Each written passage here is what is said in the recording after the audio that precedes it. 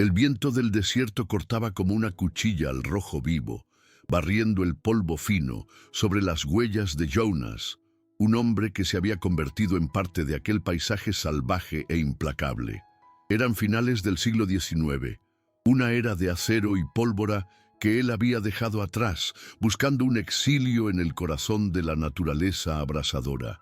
Su choza de adobe, un refugio solitario enclavado en la ladera de un cañón, era menos un hogar y más un mausoleo para sus recuerdos. Aquella mañana, el aire sofocante cargaba el olor a polvo y a una tormenta de arena inminente, un reflejo perfecto de su alma. Jonas se movía con la economía de un depredador, pero sus ojos, de un azul desvaído como el hielo eterno, no buscaban solo presas. Barrían el horizonte en busca de una paz que nunca llegaba, atormentado por el eco del fracaso que lo había llevado a jurar nunca más involucrarse con el mundo de los hombres, un mundo que se lo había quitado todo. La quietud fue brutalmente rasgada por un grito. No era el lamento de un animal, sino la nota aguda y desesperada de una mujer. Instintivamente Jonas se agachó detrás de una formación de roca rojiza, su cuerpo entrenado respondiendo antes de que su mente pudiera reafirmar su juramento de aislamiento. Abajo, en un claro de tierra reseca y agrietada, vio la escena que incendiaría su mundo congelado. 3 hombres rudos, mercenarios con la crueldad estampada en sus rostros, arrastraban a una joven nativa, Ayanna, cuya resistencia era feroz e inútil. Fue cuando ella gritó la frase que le hizo revivir su infierno personal. «¡No me lleven!». Aquellas palabras, la misma súplica que atormentaba sus noches, la voz de su esposa resonando desde el pasado, rompieron la barrera de hielo en su pecho. La mano que por años solo había servido para cazar y sobrevivir, ahora se cerraba sobre el rifle con un propósito olvidado: proteger. Si te gustan las historias de redención y coraje, suscríbete al canal para seguir más como esta. Bloque 2. Acto 2. El rescate fue un borrón de violencia instintiva. Jonas llevó a Ayanna, temblorosa y desconfiada, a la seguridad precaria de su choza. El silencio entre ellos era pesado, cargado por la brutalidad del encuentro y la extrañeza de sus presencias. Para Jonas, cada muro de adobe de aquel lugar era un recordatorio de su aislamiento autoimpuesto, y la presencia de ella era una violación, un eco de vida en un lugar que él había consagrado a la muerte. La depositó cerca del fuego bajo, sus movimientos rígidos y torpes, arrepintiéndose ya de la decisión que su corazón había tomado sin el permiso de su mente. Luchaba contra el impulso de echarla de vuelta al desierto para preservar la amarga paz que tanto había luchado por mantener. Mientras limpiaba las heridas de su rostro con una delicadeza que no sabía que aún poseía, la visión de un rasguño en su frente lo transportó en el tiempo. Vio las manos pequeñas de su hijo, la rodilla raspada después de una caída cerca de un arroyo seco, y escuchó su propia voz, más joven y llena de calidez, diciendo que todo estaría bien. El recuerdo lo golpeó como un puñetazo y se apartó de Ayanna bruscamente, la frialdad regresando a sus ojos. El dolor era una fiera que mantenía dormida, y cuidarla la estaba despertando. Se dio la vuelta, reforzando para sí mismo el mantra que lo había mantenido cuerdo por tanto tiempo: no te involucres, no sientas, no te apegues. La vida de ella no era su problema. Desde su lecho de mantas tejidas cerca del fuego, Ayanna observaba cada movimiento de Jonas. Sus ojos, oscuros y profundos, no veían solo al hombre rudo y salvaje que la había salvado, sino también las grietas en su fortaleza de soledad. Notó la forma en que él evitaba mirar un pequeño rincón del estante, donde un caballito de madera, gastado por el tiempo y por manos pequeñas, acumulaba polvo. Veía el dolor en sus hombros caídos, la tristeza grabada en las líneas de su rostro. Ella, que provenía de un pueblo que leía las historias en las piedras y en el viento, leía la historia de pérdida en aquel hombre silencioso. Él no era un demonio del desierto, era un hombre atormentado por fantasmas tan reales como ella. El primer puente entre ellos se construyó no con palabras, sino con gestos. Jonas preparó un estofado de conejo, la primera comida caliente que ella probablemente comía en días, y lo dejó en un cuenco de barro cerca de ella. Ayanna dudó, sus instintos alertándola sobre la imprevisibilidad de aquel hombre, pero el hambre y el olor reconfortante de la comida vencieron. Comió en silencio, mientras él se sentaba al otro lado del fuego, afilando su cuchillo, fingiendo no observarla. Aquel acto simple, el de compartir una comida, fue la primera tregua, un reconocimiento tácito de que, aquella noche, en aquella choza, eran solo dos almas buscando sobrevivir al rigor del desierto. La sensación de seguridad duró poco. A la mañana siguiente, Jonas rodeó la choza y encontró lo que temía: huellas frescas en el polvo de hombres que se movían con el propósito de cazadores. Silas Cuervo Blackwood no se rendiría fácilmente. El cañón, que había sido su santuario, ahora se había convertido en una prisión. La urgencia de la situación lo forzó a actuar. Comenzó a fortificar la choza, colocando una tranca más pesada en la puerta y bloqueando la ventana más pequeña con tablas de madera.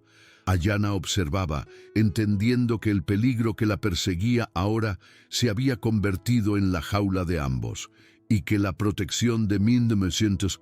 Aquel hombre venía con un precio muy alto, la pérdida de su libertad.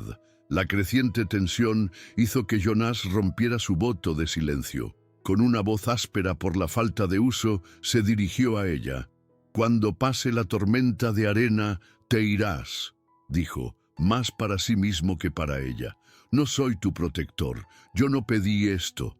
Las palabras eran duras, un intento de volver a levantar los muros que la presencia de ella había comenzado a derribar.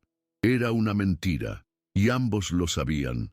El hombre que no pedía aquello no habría arriesgado la vida en una explosión de violencia en el claro. Tenía miedo, no de la amenaza de Silas, sino del dolor que vendría si fallaba en proteger a alguien de nuevo. La estaba alejando para protegerse de su propio corazón. Ayanna no se encogió ante la dureza de sus palabras. En cambio, se levantó y se acercó a él, una fuerza silenciosa en su mirada. Tiró de la manga de su ropa, revelando la marca de nacimiento en su hombro, un patrón que parecía un mapa de estrellas. Luego señaló por la ventana hacia la mesa más alta e inaccesible del cañón.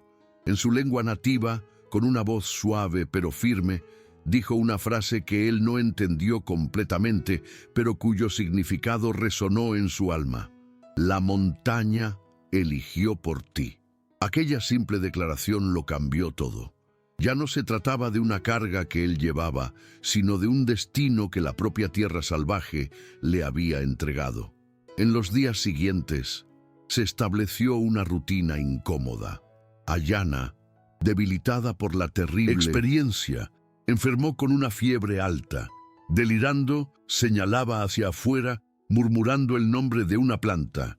Escéptico, pero sin otras opciones, Jonas se enfrentó al viento abrasador y encontró la planta que ella había indicado, con sus hojas carnosas y flores amarillas. La trajo de vuelta y ella, con manos temblorosas, preparó una infusión amarga que él la ayudó a beber. A la mañana siguiente, la fiebre había cedido. Aquel momento fue una microrrecompensa emocional, una pequeña victoria que cimentó un nuevo respeto dentro de él. Se dio cuenta de que la sabiduría de ella, su conexión con la tierra, era un arma tan poderosa como su rifle. Viéndola recuperar fuerzas, Jonas decidió que la pasividad no era una opción. Si ella era una prisionera con él, entonces necesitaba saber luchar. La llevó afuera, a la parte trasera de la choza y le entregó un viejo revólver. «Necesitas saber usar esto», le dijo, su voz aún áspera, pero la intención era clara. La primera lección fue un desastre. El retroceso del arma casi la derribó en el polvo, pero fue paciente. La escena de él guiando sus manos, ajustando su postura, fue un momento de intimidad forzada y tensa. La proximidad física entre ellos rompiendo otra barrera. Le estaba enseñando a sobrevivir, pero al mismo tiempo se estaba permitiendo conectar de nuevo. La primera victoria de ellos como equipo ocurrió unos días después. 2 exploradores de Silas se acercaron demasiado a la choza al anochecer. Ayanna, con sus oídos atentos al desierto, los escuchó antes de que Jonas los viera.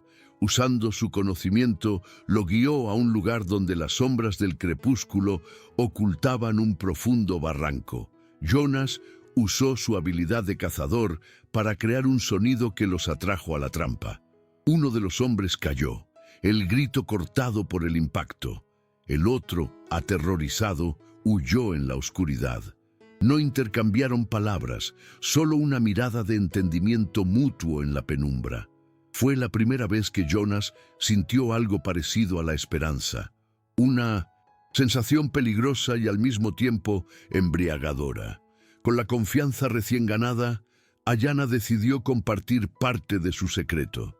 Sentados cerca del fuego, dibujó en la tierra compactada del suelo. Explicó a través de una mezcla de gestos y palabras entrecortadas en inglés que había aprendido, que no era de una tribu local. Era la última guardiana de su pueblo. Un pueblo que vivía en un lugar escondido, un valle secreto que los hombres como Silas llamaban la Fuente Escondida. La marca en su hombro no era un mapa hacia el oro, como decía la leyenda, sino la clave para encontrar la entrada a ese santuario. Proteger aquel lugar era su deber sagrado, un legado transmitido por generaciones de su familia. Jonas escuchó, la magnitud de la revelación golpeándolo de lleno. Él, que había huido de todas las responsabilidades, ahora estaba en el centro de una lucha antigua por la preservación de algo puro e intacto. La codicia de Silas no era solo por la riqueza, sino por la destrucción de un legado, la profanación de un lugar sagrado. Esto elevó los riesgos de una lucha personal por la supervivencia a algo mucho más grande. Ahora entendía por qué Ayanna luchaba con tanta ferocidad. No solo estaba salvando su propia vida, estaba salvando el alma de su pueblo, la última chispa de su existencia, y el destino la había puesto bajo su protección. A medida que la tormenta de arena se acercaba, transformando el cielo en un ocre amenazante, un nuevo tipo de cuidado floreció entre ellos. Él reparó el desgarro en su ropa con hilo y aguja, sus dedos gruesos, sorprendentemente ágiles. A cambio, ella le mostró cómo encontrar agua en ciertos tipos de cactus, asegurando que sus provisiones duraran más. Eran pequeñas amabilidades, microrrecompensas emocionales que los tejían juntos en un tapiz de dependencia mutua. La presencia de ella, que antes parecía una invasión, ahora era una fuente de compañía en el calor abrasador de su soledad. La choza ya no era una tumba para sus recuerdos. Se estaba convirtiendo en un hogar. Durante una de sus rondas de vigilancia, Jonas se detuvo en un punto alto con vista a su cañón.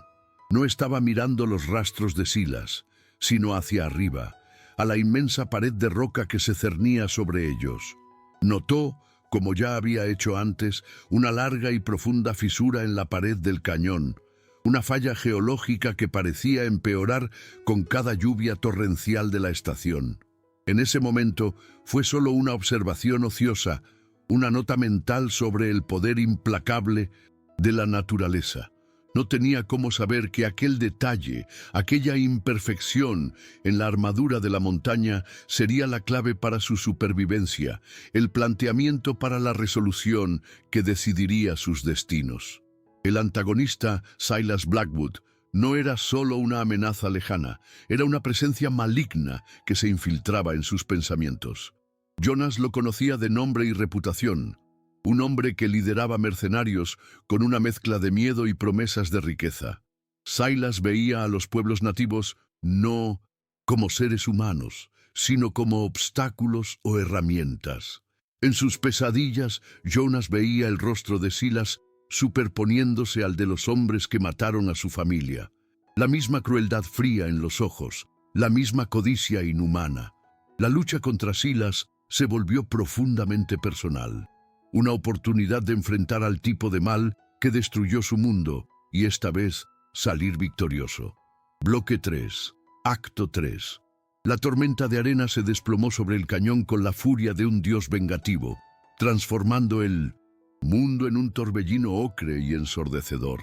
Fue bajo este velo caótico que Silas, Cuervo, Blackwood y sus hombres restantes surgieron, espectros de codicia y violencia emergiendo de la tormenta.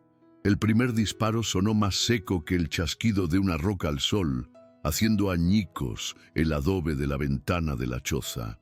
La frágil paz que Jonas y Ayanna habían construido se deshizo en un instante.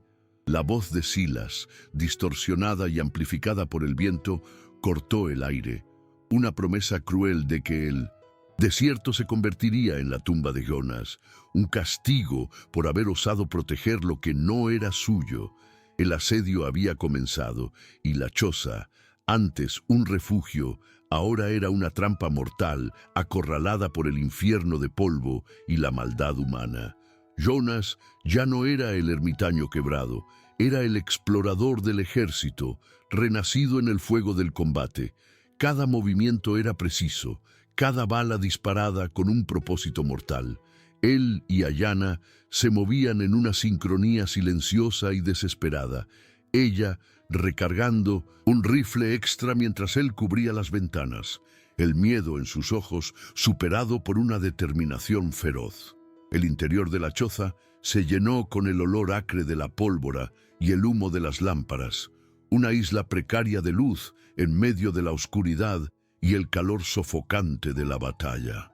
Lograron repeler el primer avance, los cuerpos de dos de los hombres de Silas cayendo en el polvo, pero el silencio que siguió fue aún más amenazador, cargado con la certeza de que lo peor aún estaba por venir. Silas, al darse cuenta de que la fuerza bruta no sería suficiente, recurrió a una crueldad más profunda. Gritó a través del aullido del viento, no con amenazas, sino con la historia de Jonas. Sabía lo de su esposa y su hijo, sobre el ataque que lo destruyó. Con detalles venenosos describió cómo debieron haber gritado por él, así como Ayanna había gritado en el desierto. Cada palabra era una puñalada calculada, diseñada para quebrar el espíritu del hombre que no podían matar. Para Jonas, los fantasmas que había mantenido a distancia por tanto tiempo, ahora estaban afuera, llamando a su puerta. Sus susurros mezclados con la voz de Silas y el lamento de la tormenta. Era una tortura psicológica y estaba funcionando. Mientras Jonas luchaba contra los demonios de su pasado y los enemigos del presente, una bala rebotó en la vieja estufa de hierro y un fragmento de metal alcanzó el hombro de Ayanna. Un grito de dolor escapó de sus labios. Fue en ese momento de agonía que ella entendió que su supervivencia ya no dependía de las balas. Con la sangre manchando su ropa, se arrastró hasta el centro de la pequeña choza, sacando de su bolsa el artefacto sagrado de su pueblo, una piedra pulida con inscripciones antiguas. Ignorando el dolor, comenzó un cántico bajo y gutural, una melodía ancestral que parecía hacer vibrar el propio aire en respuesta, una última y desesperada apuesta en el poder de sus antepasados. Una energía extraña llenó el espacio confinado. El suelo de tierra, compactada bajo los pies de Jonas, comenzó a zumbar, y una luz azulada y suave emanó del suelo, dibujando un patrón intrincado que reflejaba perfectamente la marca de nacimiento en el hombro de Ayanna. Jonas retrocedió, atónito. Aquella tierra, aquel pedazo de suelo que él había elegido al azar para construir su exilio, su refugio de dolor, era sagrada. La choza no era solo una construcción de adobe y madera, era un sello, el portón dormido hacia el valle escondido que Silas buscaba. Y él, sin saberlo, había pasado años viviendo sobre el umbral de un mundo secreto, un guardián inconsciente del mayor secreto de la montaña. Con esta revelación, otra pieza, mucho más sombría, encajó en su mente. El recuerdo del ataque a su antiguo rancho regresó, no ya como un borrón de dolor, sino con una claridad terrible. Los hombres que mataron a su familia no eran simples bandidos. Recordó sus miradas, la forma en que registraron su propiedad, la codicia febril en sus voces. No buscaban oro ni suministros, estaban buscando algo más, algo que no encontraron. La muerte de su esposa e hijo no había sido un acto aleatorio de violencia de la frontera. Fueron las primeras víctimas en la búsqueda de este lugar. Fueron los guardianes involuntarios que murieron sin saber nunca lo que protegían. El peso abrumador de la culpa que lo había atormentado por años se transformó. El hielo de la autocompasión se derritió, dando paso a una furia incandescente y purificadora. Miró a Ayanna, arrodillada en medio de la luz sobrenatural, su rostro pálido por la pérdida de sangre, pero sus ojos brillando con el poder del ritual. Ella no era una carga que el destino le impuso, ella era su oportunidad de redención. Su antiguo juramento de no involucrarse se hizo polvo. Un nuevo propósito, claro como el acero de un cuchillo, se formó en su corazón. Él se convertiría en el protector que no logró ser. No solo iba a salvar a la mujer, iba a honrar a su familia, vengando sus muertes al proteger el legado que les había costado la vida. Sus ojos, ahora encendidos con una luz peligrosa, se volvieron hacia la pequeña ventana que daba a la ladera del cañón. A través de la cortina de polvo, visualizó lo que ya sabía que estaba allí: la inmensa pared de roca inestable, la sección del cañón con la falla estructural que él había observado tantas veces. Un gigante dormido cerniéndose directamente sobre el claro, donde Silas y sus hombres se resguardaban del viento. El planteamiento encontraba su resolución. Un plan desesperado, sacrificial y terriblemente perfecto se formó. No podía vencer a Silas en su propio juego, pero podía usar la única fuerza superior a todos ellos, la propia montaña. Él la haría sangrar polvo y roca sobre sus enemigos. «¡Quédate abajo!», le gritó a Ayanna, su voz sonando por encima del cántico y de la tormenta. La orden no era una petición, era una promesa. Tomó el último cartucho de dinamita que guardaba para limpiar derrumbes, un vestigio de una vida más. Y en práctica, sin dudarlo, usó la culata de su rifle para hacer añicos lo que quedaba de la ventana trasera y se lanzó a la aullante tormenta. Las balas de los hombres de Silas inmediatamente comenzaron a zumbar a su alrededor, pero no corrió a refugiarse. Corrió hacia un saliente rocoso específico, la mecha de la dinamita en una mano y una cerilla en la otra, un hombre corriendo para encontrar su destino, listo para sacrificar su único refugio, para consagrar su nuevo propósito. El rugido del deslizamiento de rocas dio paso a un silencio profundo y reverente, el sonido del mundo siendo rehecho. La montaña, en su furia de piedra, se había purgado a sí misma. Jonas, con el cuerpo molido y sangrando, emergió del polvo y los escombros que por un milagro lo habían protegido en vez de aplastarlo. Su choza, el santuario de su dolor, ya no existía. Barrida del mapa junto con Silas Blackwood y su codicia. Lo primero que sus ojos buscaron fue a Ayanna. La vio, débil pero viva, saliendo de lo que había sido el sótano, la única parte de la estructura que había resistido. Sus miradas se cruzaron sobre el paisaje devastado, y en aquel silencio una verdad fue sellada. No eran solo supervivientes, eran el comienzo de algo nuevo. La amenaza estaba enterrada para siempre bajo toneladas de roca y polvo, y ellos eran libres. En los días que siguieron, la tormenta cedió, revelando un cielo de un azul límpido y doloroso. Donde antes estaba la choza, ahora había una grieta en la roca, de la cual emanaba una luz suave y acogedora. La destrucción de su refugio había revelado la entrada al valle sagrado. Para Jonás, la pérdida de aquellos muros de adobe no fue una tragedia, sino una liberación. Cada ladrillo de esa choza había sido un clavo en su propio ataúd emocional, una fortaleza construida para mantener el mundo fuera y el dolor dentro. Ahora, de pie ante el portal, ya no era un prisionero de su pasado, sino el guardián de un futuro sagrado. Un hombre encontró que finalmente su verdadero lugar en el mundo, no escondiéndose de él, sino protegiendo su corazón. Se adentraron en el valle juntos, un paso a la vez, cruzando el umbral hacia un mundo fuera del tiempo. Era un paraíso escondido, un bolsón de vida verdeante y aguas curativas, protegido por la severidad implacable de las montañas. Allí, su identidad se deshizo y fue rehecha. Él no era el soldado atormentado, y ella no era la última huérfana de su tribu. Eran los primeros de un nuevo linaje de protectores.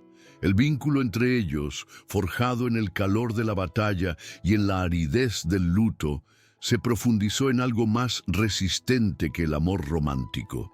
Se convirtió en una asociación de almas, una misión compartida. La familia que Jonas había perdido ya no sería honrada con aislamiento y culpa, sino con la nueva alianza que él construyó sobre las cenizas del sacrificio y del propósito.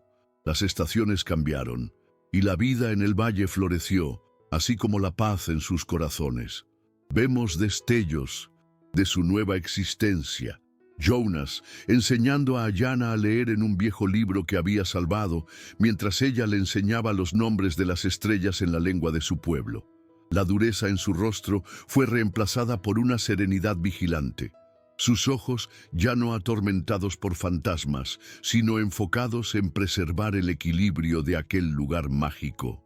Dejó de ser el hombre que subió a la montaña para morir y se convirtió en Jonás, el protector de la montaña, un título no impuesto, sino conquistado con sangre y coraje. Juntos se convirtieron en los guardianes silenciosos, la garantía de que la belleza del valle permanecería un secreto, un bastión de pureza en un mundo cada vez más profano. Al final, el viaje de Jonás enseña que la verdadera cura para un alma herida no se encuentra en el aislamiento, sino en el coraje de conectar y luchar por algo más grande que uno mismo. La montaña, que él había elegido como su tumba, se convirtió en su renacimiento, dándole no la paz de la muerte, sino el propósito de la vida. El hombre que solo quería el silencio de la soledad encontró su paz en el deber compartido. Si tú también crees que la verdadera fuerza nace del coraje de proteger a los demás, suscríbete al canal y cuenta en los comentarios desde dónde nos estás viendo. Su redención no fue un evento único y explosivo, sino la silenciosa y diaria dedicación a una promesa, un propósito susurrado por el viento del desierto que ahora llamaba hogar. Vídeo, imagen Canvas, aprendizado guiado.